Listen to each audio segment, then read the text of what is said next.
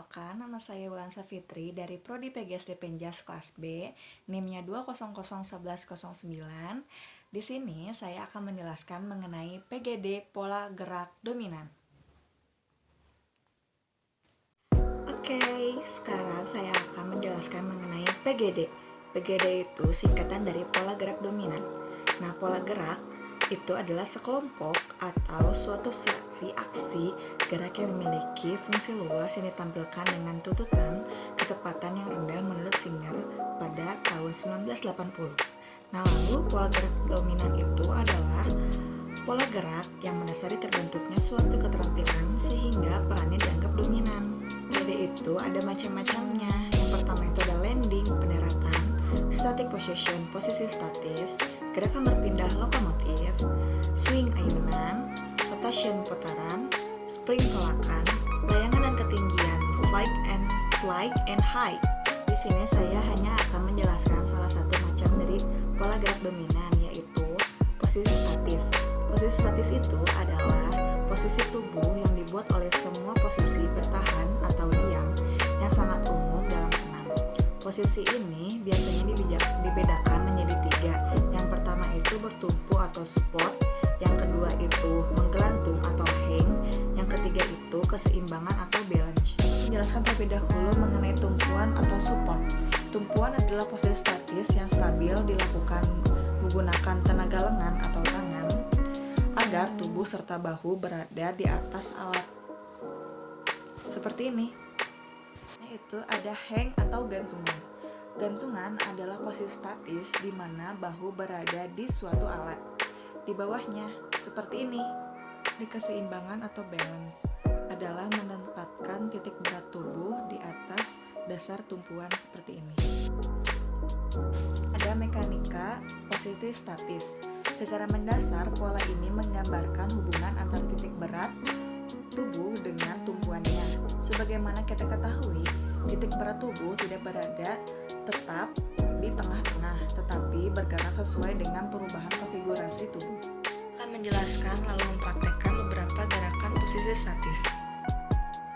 Yang pertama itu gerakan around the world plank. Adalah gerakan plank yang dikombinasikan dengan pergeseran tubuh bagian atas. Posisi plank yang dilakukan bergerak layaknya jarum jam dengan kaki Anda serta melatih keseimbangan tubuh. Sebenarnya sama dengan plank biasa, namun Anda akan menggunakan tangan sebagai porosnya dan tumpuan. Gerakan ini melatih otot tangan dan punggung. Yang kedua itu ada gerakan reverse plank. Ini ditunjukkan untuk melatih bahu, kaki, dan perut. Gerakan ini dimulai dari posisi duduk dengan posisi kaki yang lurus. Letakkan telapak tangan beberapa senti di belakang Anda dengan posisi jempol tangan sejajar tubuh, lalu luruskan tangan sambil mengangkat bokong dari lantai. Pastikan tumpuan tubuh berada pada tumit dan jaga posisi tubuh dalam bentuk. Gerakan yang ketiga itu side plank. Sesuai dengan namanya, gerakan ini merupakan gerakan plank yang menyamping. Selain harus memiliki keseimbangan yang baik, siku dan kaki juga harus dapat menahan beban dengan kokoh.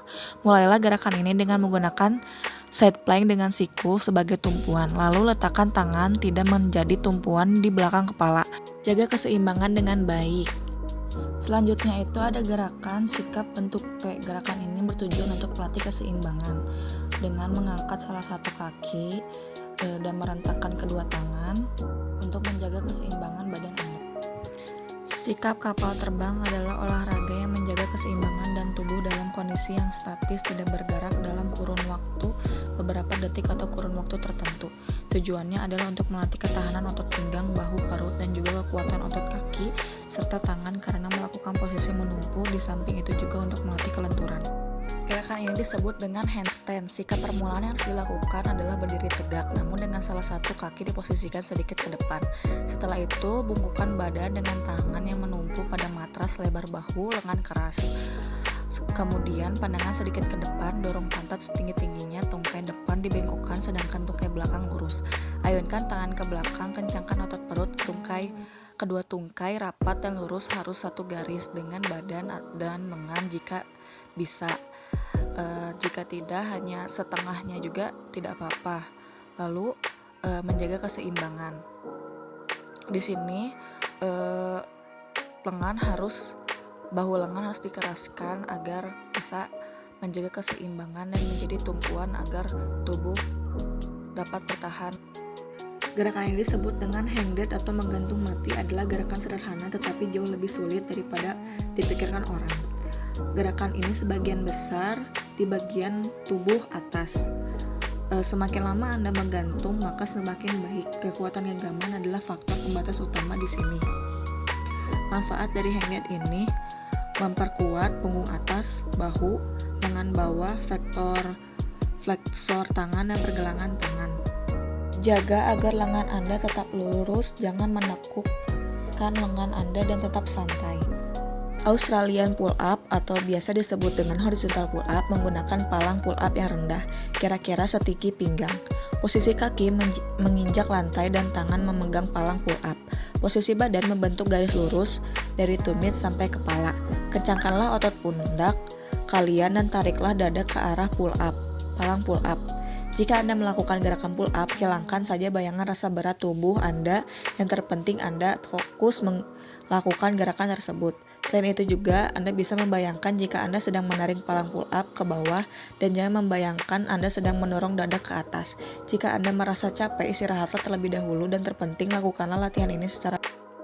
Gerakan terakhir adalah sikap lilin. Sikap lilin adalah gerakan yang dilakukan di atas matras dengan kaki diangkat ke atas dengan tegak sedangkan kepala berada di lantai sehingga menyerupai lilin.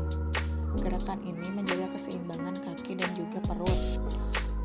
Bisa dengan menopangkan kedua tangan di pinggang Anda. Untuk pemula, Anda dapat menempatkan tangan di pinggang guna menopang badan dan menjaga keseimbangan. Jika keseimbangan Anda sudah baik, Anda dapat menempatkan kedua tangan Anda di bawah. Sekian materi yang dapat saya sampaikan. Mohon maaf apabila ada kekurangan. Wassalamualaikum warahmatullahi wabarakatuh.